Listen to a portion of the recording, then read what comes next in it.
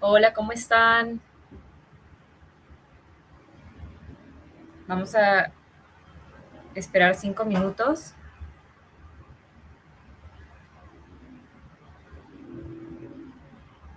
que empecemos.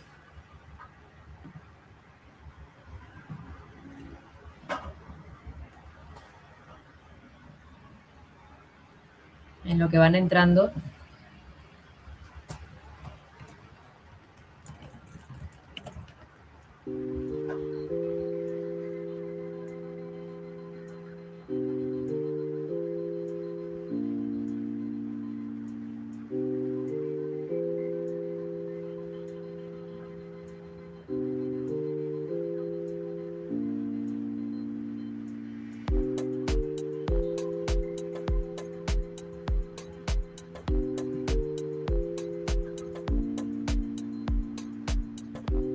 Esperamos un ratito.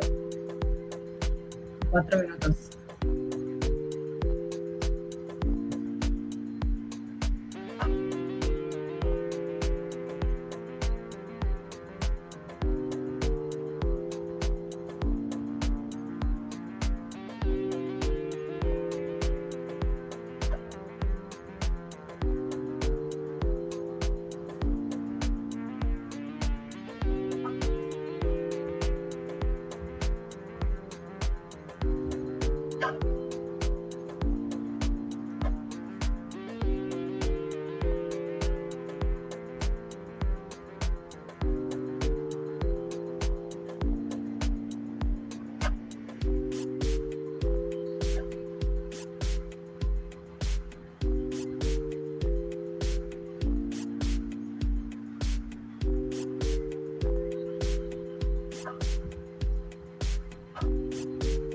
Tres minutitos.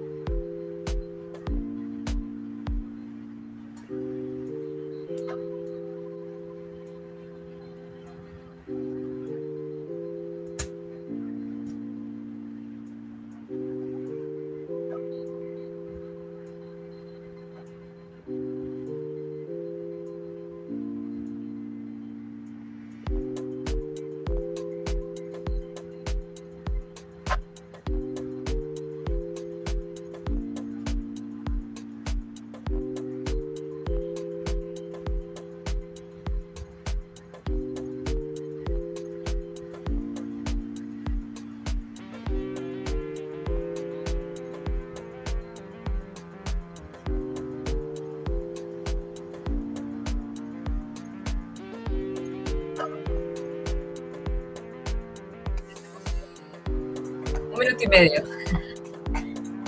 Que entren las formas y ahí vamos.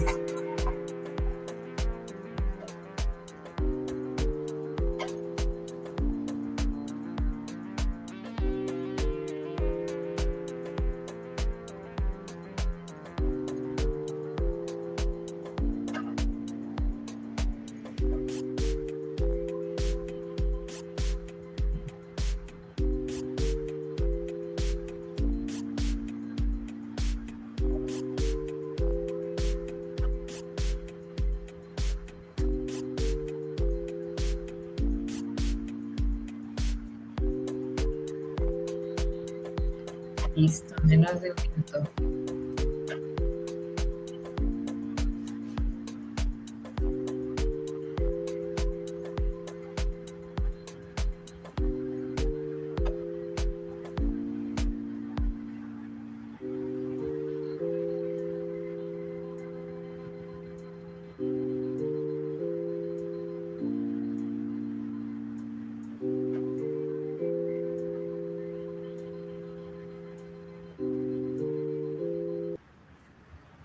Genial.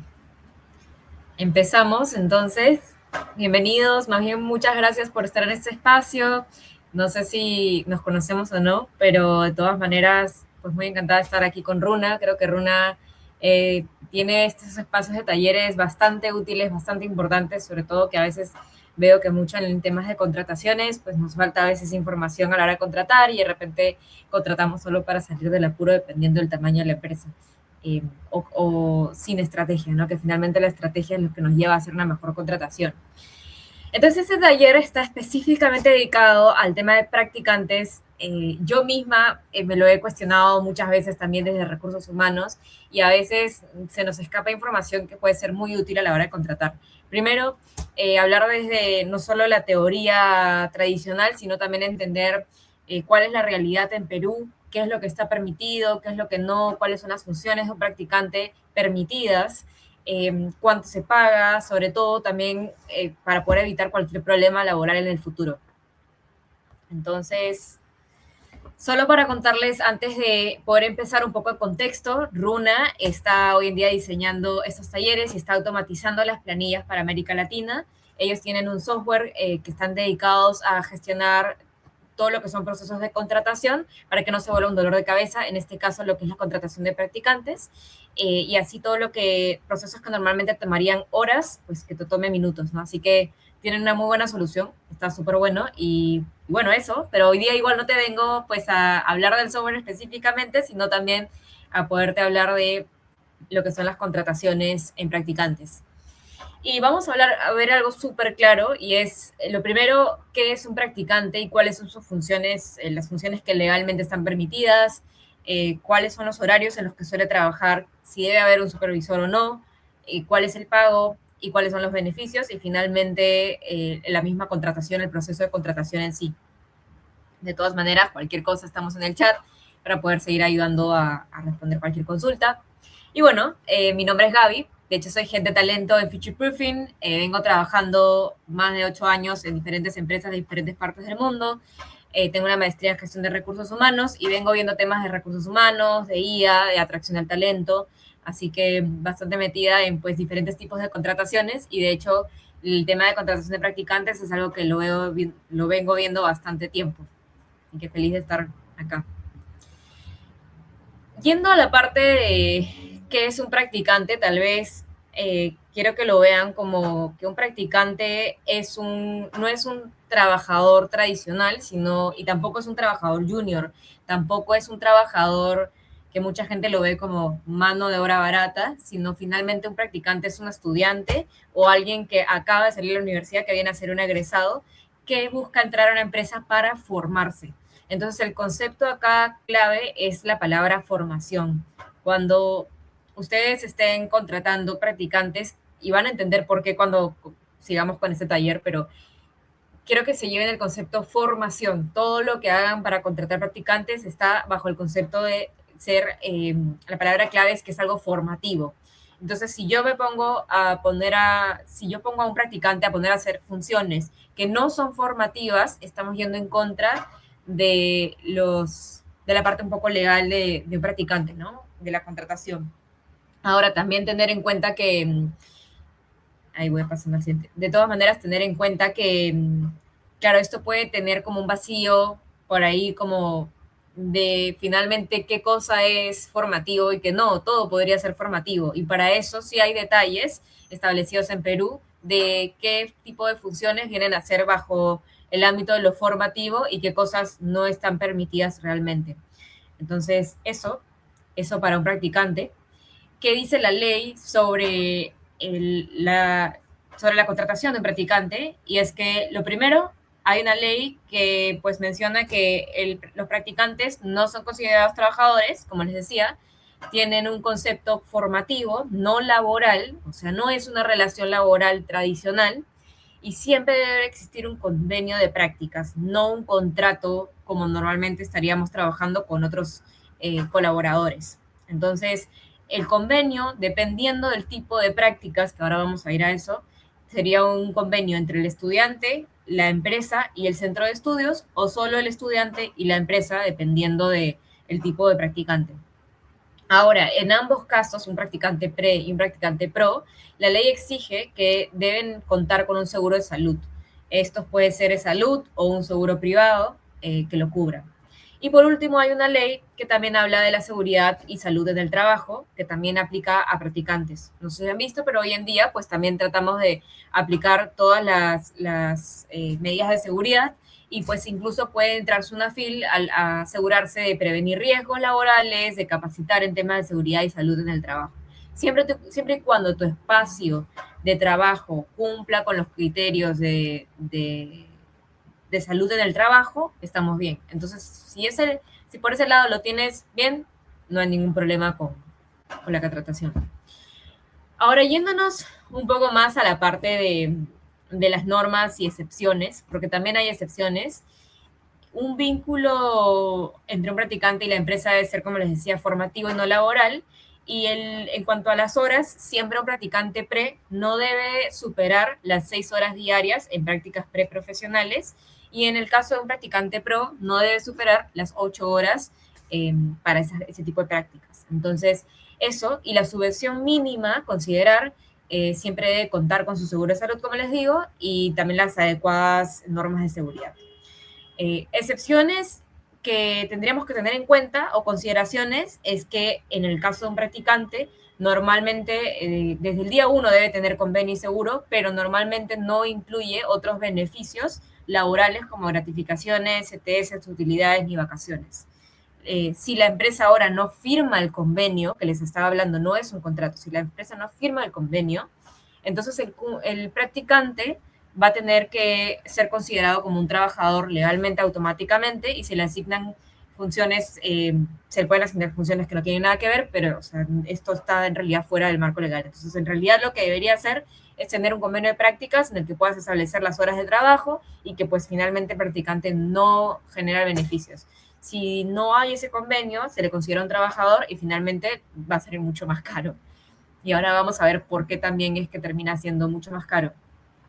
Un caso real sería que hay una empresa que creo que contrató a un practicante, pero más de un año, ¿no? Mismo horario, mismas funciones, pero no tenía ningún supervisor, no se renovó el convenio, se mantuvo más de un año y finalmente el practicante, o sea, pudo haber denunciado incluso y la empresa tendría que haber reconocido esta relación laboral retroactiva, pero bueno, o sea, en este caso simplemente lo que estaría pasando es considerarlo como un trabajador, ¿no? Todo por no respetar como lo formativo. Entonces ahí eso es importante también. Yéndonos a beneficios de por qué te conviene, o sea, mientras tú tengas todo el tema del convenio y el tema de salud en el trabajo, estamos bien. ¿Y cuáles son los beneficios como empresa? Primero, que reduces costos, porque ahí no hay una subvención económica, no hay un sueldo, la empresa no asume gastos de beneficios laborales. Segundo, que siempre tienes a alguien con frescas ideas para poder aportar a la empresa, puedes formar a ese talento y finalmente también puedes desarrollar ese talento para posibles puestos futuros que la persona va a ir creciendo con la empresa, ¿no? Es una inversión a largo plazo. Y bueno, claramente también siempre tener a un practicante nos puede ayudar en el tema de visibilidad ante el centro o el campus universitario para que podamos también seguir encontrando más posiciones y pues aumentando lo que es la estrategia de atracción del talento. Entonces, desde un lado estratégico, también nos conviene no solamente desde un lado económico para poder atraer más perfiles. Desde el lado del practicante, en realidad lo que está súper bueno es que se adquiere experiencia laboral de todas maneras, se desarrollan competencias, uno puede crecer con esa empresa con el tiempo, formación, mentorías, puedes tener capacitaciones, haces networking, haces contactos, mejoras tu currículum, ¿no? Te posicionas y la posibilidad de tener un trabajo a largo plazo. Así que pues siempre es un ganar-ganar. Algo que también importante, que he escuchado muchísimo esta pregunta, es por el lado de quién puede contratar a un practicante y quién no. Y creo que hay mucha confusión. Y es que finalmente en Perú prácticamente cualquier organización puede contratar practicantes siempre que se cumpla la ley, que viene a ser pues básicamente el tema de los convenios, como les digo, los horarios, que sea una situación formativa. Pueden ser grandes empresas, pueden ser empresas pymes. Muchas veces las grandes empresas tienen como estos programas de práctica, no sé si han visto. También pueden ser las startups, que muchas veces necesitan a un practicante para formarse en una experiencia como bastante variada, ¿no? Que versátil, o sea, como puede cambiar un poco entre un área y la otra y es parte de las mismas prácticas. Instituciones educativas también lo pueden hacer e incluso organizaciones sin fines de lucro. Sí, y bueno, también, de hecho, no hay una limitante en ese sentido, siempre y cuando la empresa esté dispuesta a conocer todos los beneficios y los requerimientos de una práctica profesional o profesional.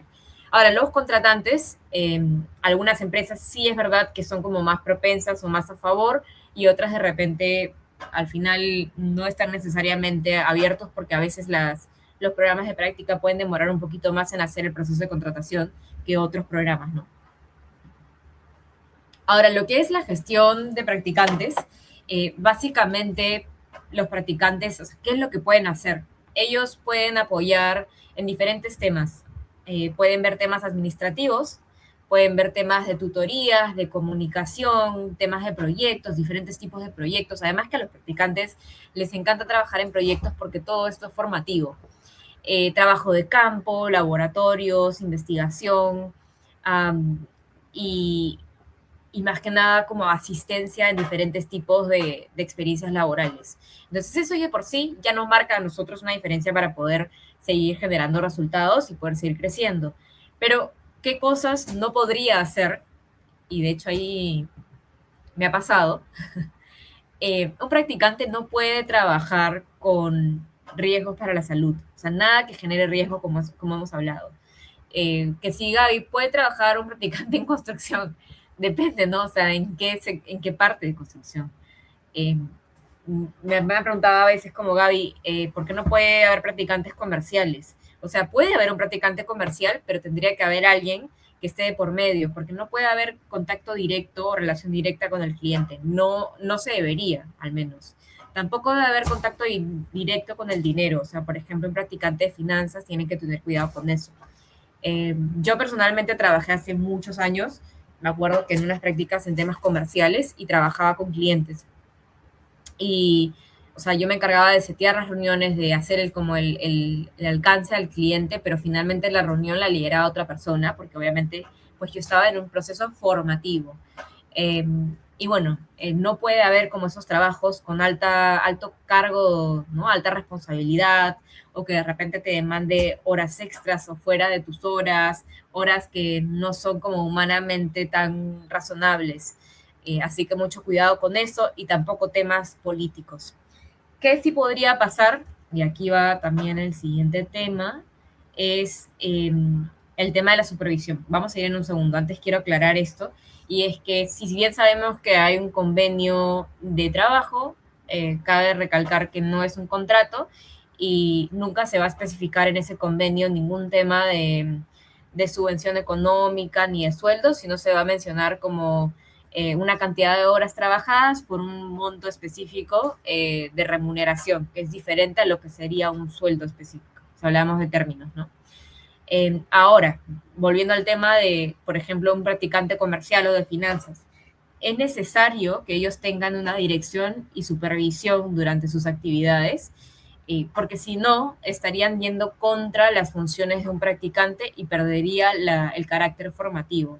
Entonces, sí necesita haber alguien que supervise y finalmente, normalmente en ese convenio hay una persona que suele ser la que firma a favor o en contra de las actividades del practicante si es que verdaderamente actuó siguiendo las mejores prácticas del practicante, ¿no? Que como aboga por ese practicante a la hora o sea, el practicante muchas veces al final tiene que mandar esto a la universidad, por ejemplo, un practicante PRE tiene que mandar esto a la universidad y constatar de que realmente fueron así, entonces la persona encargada de la supervisión es la que va a encargarse de abogar por ese practicante, de que hubo un buen desempeño, pero también que se siguieron las buenas prácticas.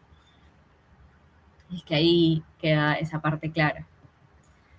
¿Cuántas horas? Como hemos mencionado, hasta un máximo de 6 horas. Ahora voy a aclarar algo sobre el tema de las horas en unos minutos, pero hasta un máximo de 6 horas al día, hasta 30 horas semanales. y puede hacer hasta 8 horas diarias o 48 horas semanales, lo que es un practicante pro, son diferentes. También puede ser, ojo aquí hay un detalle con el tema de la modalidad de trabajo. Pueden haber prácticas híbridas, pueden haber prácticas presenciales. Algunos programas requieren, de hecho, que las actividades sean presenciales en oficina y puede haber, pueden haber remotos, que sí, hay programas de prácticas remoto hoy en día, eso es algo relativamente más reciente, pero ojo, que eso no significa, porque hay gente que me ha dicho, Gaby, yo puedo contratar en mi empresa para otro país a un practicante. Técnicamente no. Entonces, esto estamos hablando de Perú específicamente, para que contrates en remoto en Perú. Así que ten en cuenta eso, porque en el caso de un trabajo remoto ya sería un tipo de como contrato más de freelancer antes que un convenio de practicantes. Así que eso que lo tengas en cuenta. ¿A cuántos permisos tienen derecho los practicantes? No hay un requisito por ley, o sea, como les digo, no hay subvención económica, no hay un sueldo, no hay beneficios laborales, pero normalmente se permiten las bajas de ausencia por enfermedad, de ausencias por motivos personales o familiares o por algunas otras actividades académicas, ¿no? Que es totalmente comprensible. El pago de los practicantes. Ahí va el tema de los horarios que ahorita les voy a explicar un poco, que creo que también es importante. Así me voy para atrás. El pago de los practicantes, en el caso de, digamos que fuera un practicante full time, que viene a ser el profesional, sería bajo la ley que es establecida, el mínimo establecido por ley viene a ser 1.025 soles por mes. Pero esto es considerando que trabaja un full time. Ahora, si estamos hablando de un practicante que finalmente va a trabajar menos horas por un tema de ley o por un tema de, porque simplemente son menos horas en el convenio, se calcula proporcional a la cantidad de horas. Entonces, al final el pago va a depender. Pero es un mínimo de 1.025 soles. No, ojo, que no es el, o sea, el máximo de horas es 8 horas para un practicante pro y 6 horas para el pre, pero el pago es el mínimo 1.025 soles por mes. Así que eso lo tenganlo en cuenta de todas maneras. Y calculan más o menos el proporcional de acuerdo a las horas que ustedes necesiten. ¿Cómo puede ser el pago? De hecho, hay tres cosas, hay puntos importantes. Primero, que la empresa paga directamente la subvención al practicante, normalmente mediante depósito o transferencia bancaria. No es un sueldo, así que debe quedar registrado y sustentado eso y en un esquema común al sector privado, ¿no? Pero hoy en día, de hecho, también está permitido, incluso justo el otro día estaba leyendo sobre eso ayer o antes de ayer, que incluso pagos por Yape o Plin hoy en día también se permiten, pero bueno, o sea, queremos hacerlo lo más regularizado posible, así que el pago directo es una buena opción. Y luego a través de una institución es otra opción. De hecho, es algo que yo me acuerdo que hace miles de años no se hacía, pero hoy en día sí. El pago se puede canalizar a través de una universidad, instituto u otra entidad formativa, dependiendo de por dónde estás contratando. Y ahí hay que ver como por dónde nos conviene hacer la contratación, ¿no? De repente hemos hecho una alianza con la universidad y bueno, el pago será a través de esa institución, que también puede pasar. A veces tenemos alianzas entre empresas y universidades y se generan ese tipo de como convenios.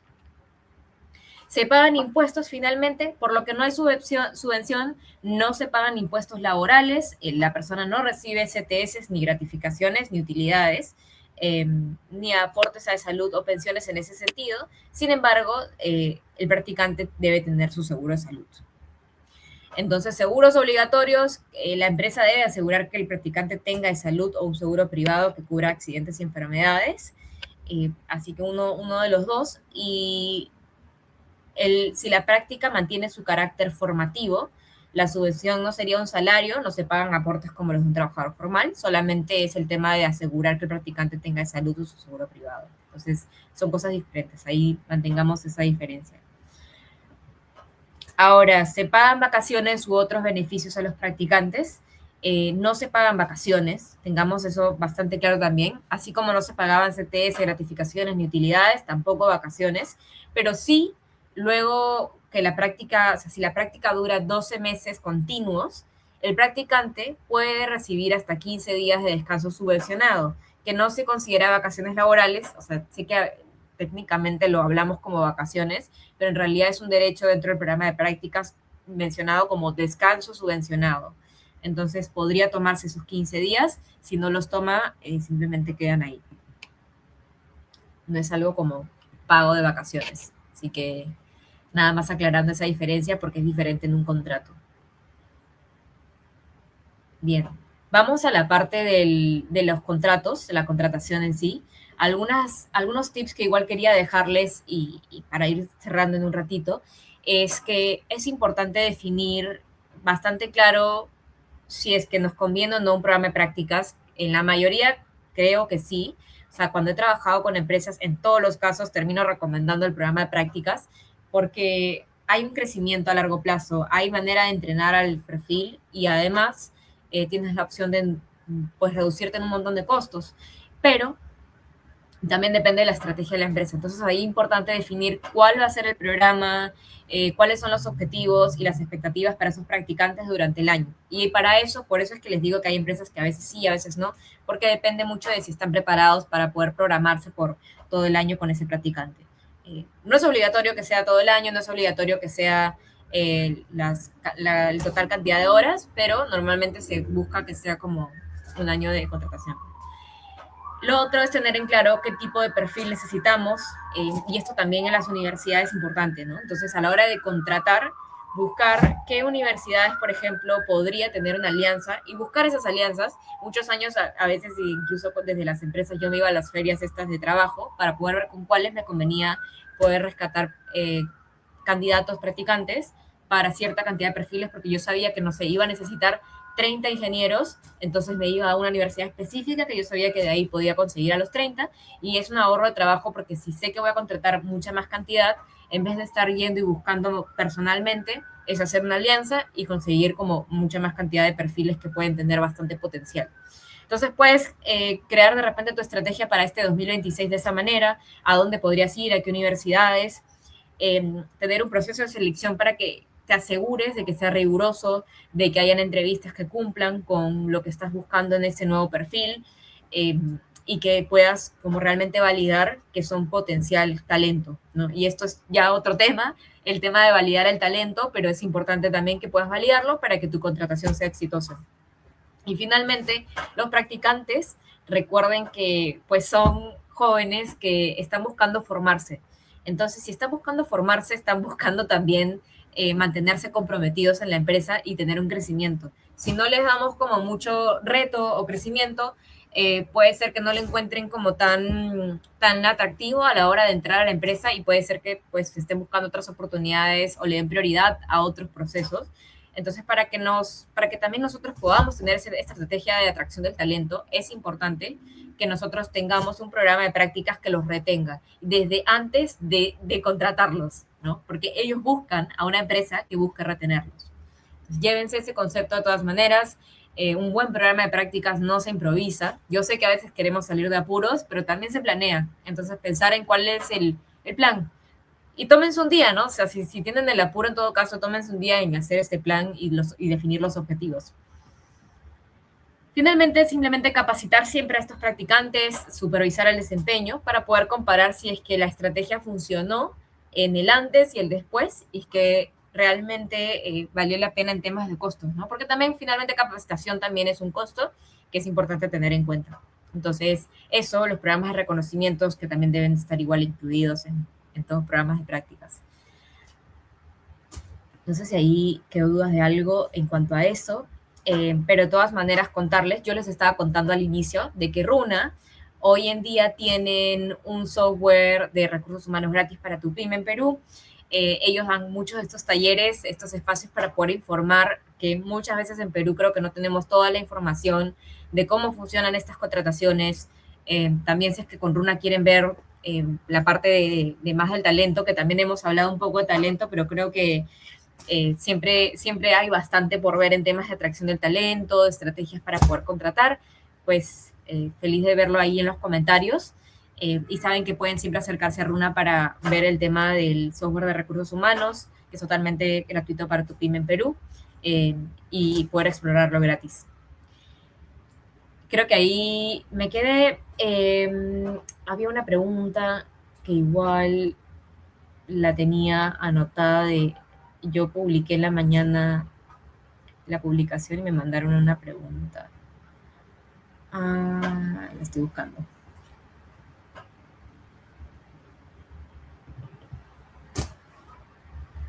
Creo que el tema de, ya, una pregunta que me habían mandado era, bueno, yo expliqué el tema de construcción, ¿no? Pero, por ejemplo, otras posiciones que igual tengamos en cuenta, me habían preguntado el tema de qué tipo de posiciones tendrían que tener más cuidado a la hora de contratar practicantes. Sería, por ejemplo, minería, ¿no? Tener un poco más de cuidado cuáles son las funciones de la persona que va a trabajar en el sector minería, en construcción, que es una súper, de hecho el sector minería tiene muy buenos programas de prácticas porque tienen muy bien alineados sus objetivos. Entonces, siempre y cuando estén bien alineados, creo que es una muy buena oportunidad de crecimiento y también de buscar esas funciones que por acá las había mostrado, bueno, ya igual ustedes ya la vieron, pero esas funciones de asistencia, ¿no? Repitiendo eso, el tema de la asistencia a temas administrativos, el tema de eh, trabajo con, por ejemplo, con clientes de manera supervisada, el tema de finanzas de manera supervisada, que también un practicante de finanzas y comercial creo que son dos de los más fuertes, que siempre hay que tener bien definidas sus funciones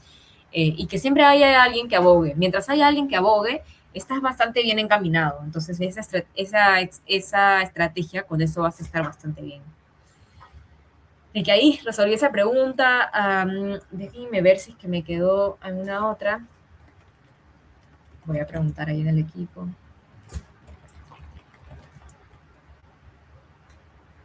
Ya.